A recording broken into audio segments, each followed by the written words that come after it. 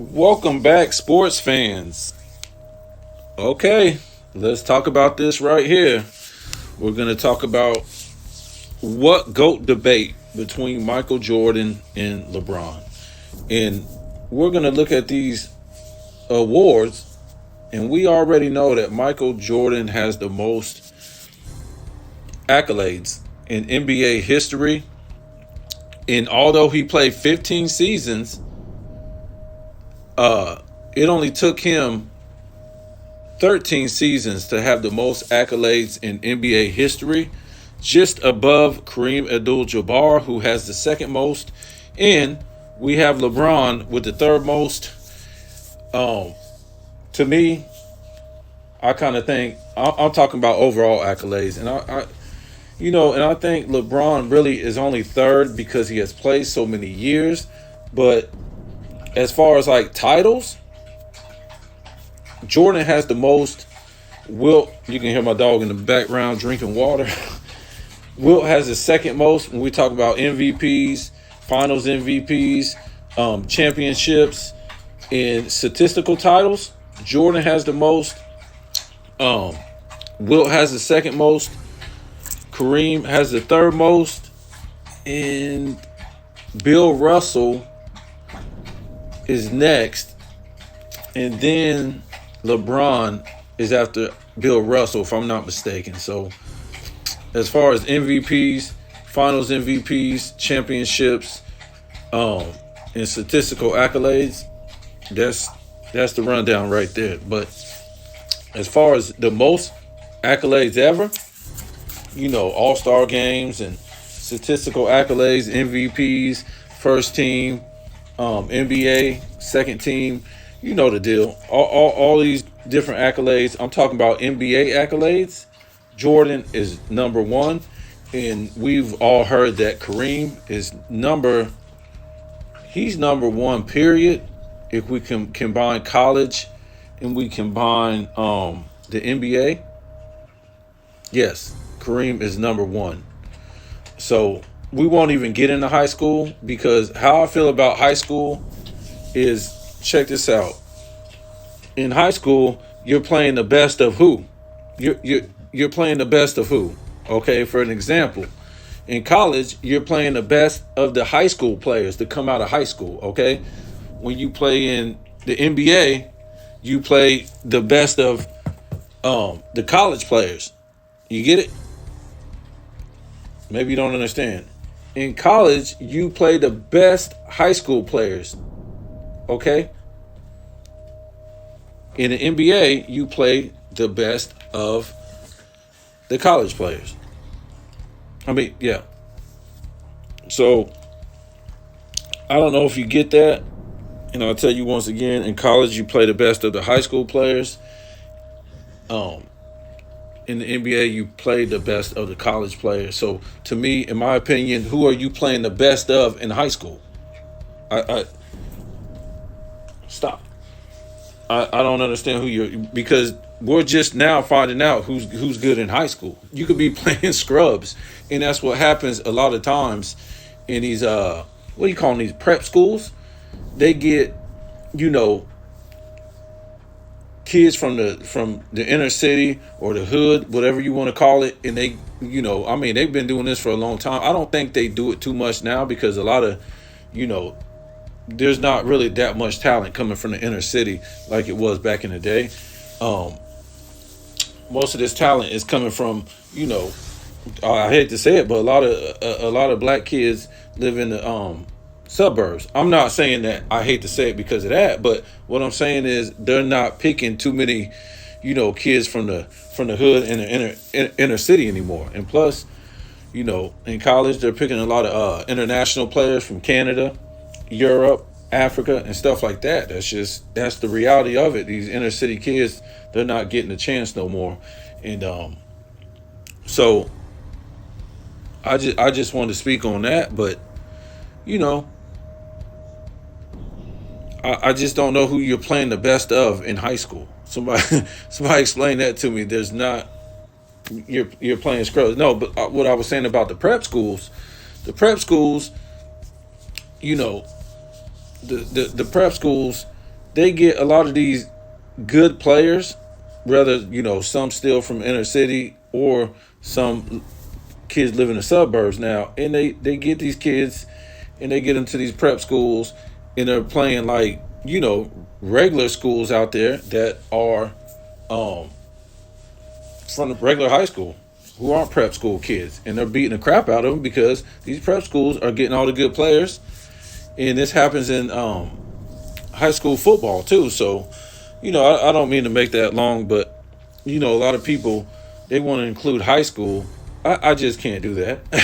These kids aren't even 18. You see a lot of these kids from high school, they'll never even come close to going to college and playing basketball. They're just you ought to see some of these kids that LeBron was playing back in the day when he was in his prep school.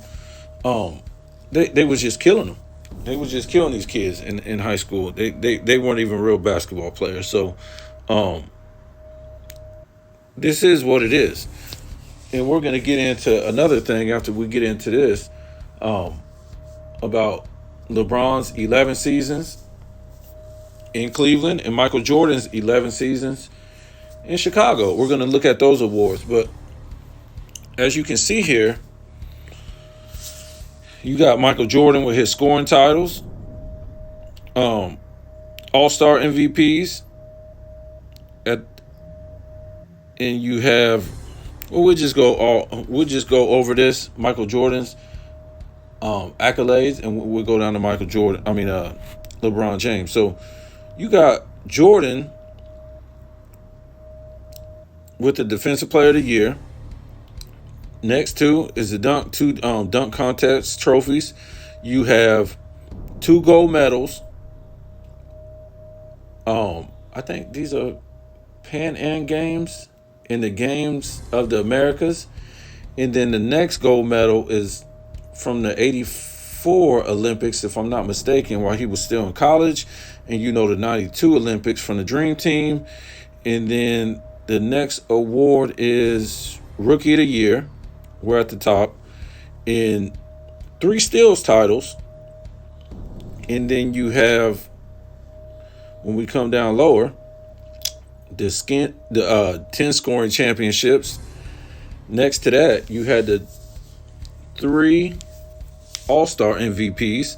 You go below that. I mean, these are just awards in college, in the NBA. You go below that, you have the National College Championship at UNC. Next to that, you have 6 NBA championships. Next to that, you have 6 Finals MVPs. Next to that, you have the 5 regular season MVPs. Next to that, you have the College National Player of the Year. So that's what Jordan has. You go down lower for LeBron, 4 championships, 4 MVPs, 4 Finals MVPs, 4 MVPs, Rookie of the Year, 3 All-Star MVPs. What is that? If I'm not mistaken, 2 gold medals, assist title, and what is this? Oh, a scoring championship. I almost forgot this guy won a scoring championship. That was in 2008. I'm like, what? So this is what I was talking about. We want to look at what Jordan did. I mean, because a lot of people about to say, man, you can't include college.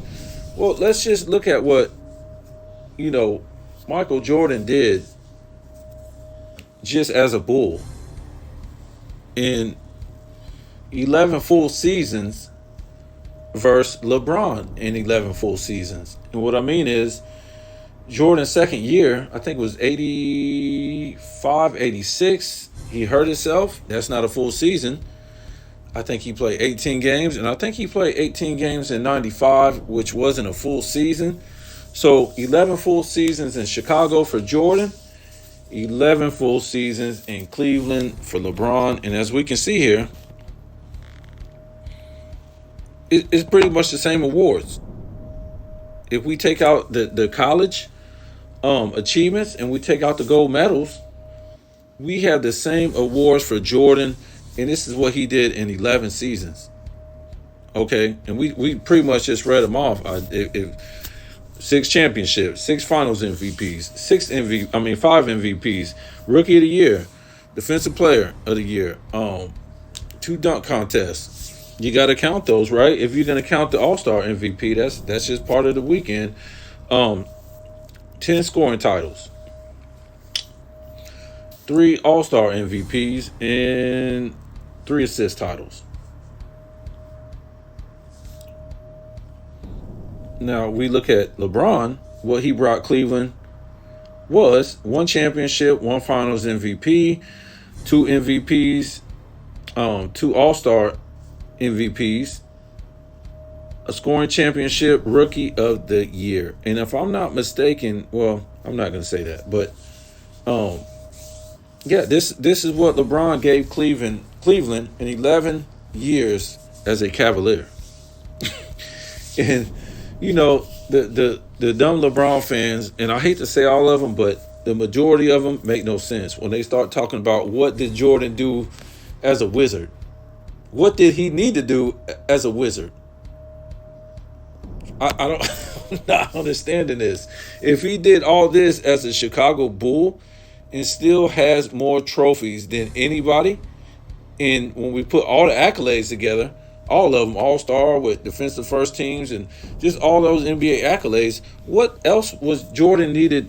What did he need to do when he went to Washington?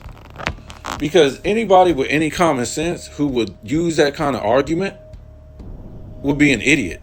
But since Nick Wright and Shannon Sharp taught this stuff and they sound so intelligent, yeah, they are intelligent because they convinced LeBron fans to be idiots. Yes, they are intelligent. That's what they get paid for. They keep this fake GOAT debate going. So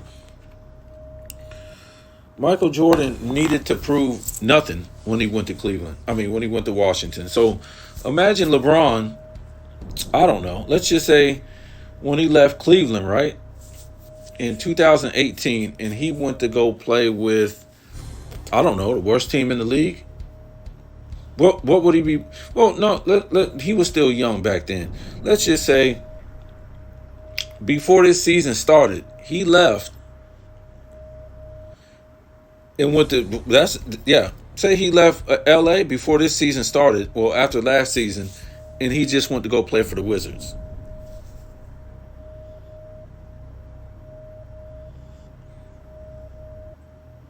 Who was playing for the Wizards? Hold on. Was Bradley Beal? No, let me see. We got to go to a sorry team, man. Like, I don't know. I think Bradley Beal was over at the Wizards. I don't know. The Pistons. Okay. LeBron, after last year, he just went to go play for the Pistons. And coming into this season, he's 38, 39, right? So he went to go play for the Pistons. Would anybody be thinking that he was trying to win a championship, let alone go to the playoffs? Would he even be going to the playoffs, let alone win a championship? So that's what Michael Jordan pretty much did. Minus, LeBron would actually have to sit out for like 3 years on top of going to Detroit. Would anybody ever in their right mind say that Michael Jordan was coming back to go to the playoffs or going the most competitive dude ever? You already heard the stories, right? He was, competitive in poker, dodgeball, flipping quarters, everything. The most competitive dude ever in sports will go to the weakest team in the league. You really think that he was taking this serious? But that's the story we got to give now, that Jordan was going to the Wizards serious to give LeBron a chance now that he's 38, 39 to make LeBron look good with stats. Not championships, not MVPs, not finals MVPs, not all-star MVP, but not scoring titles, but with stats. What does stats win you? If it's not winning you a statistical award, like a scoring title, an assist title, a rebound title, or a championship, or MVP, what are these stats good for? And you're not like in the top five, or you won a division or won a conference. What are these stats all about? What does that mean? Look at LeBron. He could score 27, 7, and 7 at 38, 39. Well, you're playing at a faster pace, so your scoring is going to go up. So if Jordan was scoring 22 a game with the Wizards and 25 before he got hurt, let's just go with the 22, right? He will be at like 25, about 25, 26, 27, depending on how you look at it in this era, right? So LeBron basically ain't doing nothing. There's no defense. He probably would score more, really, if there's no defense in a faster pace. You would just invite Michael Jordan to the rim and you can't touch him? Wow, he might score 30 a game. Okay, because that's how he got hurt in the first place, because it was so physical still a year before LeBron showed up. So physical, LeBron couldn't even make the playoffs his first 2 years, even with an all-star teammate. So, I mean,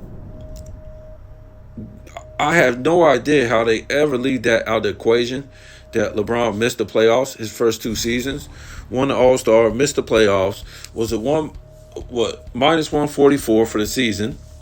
So y'all tell me what you think, man.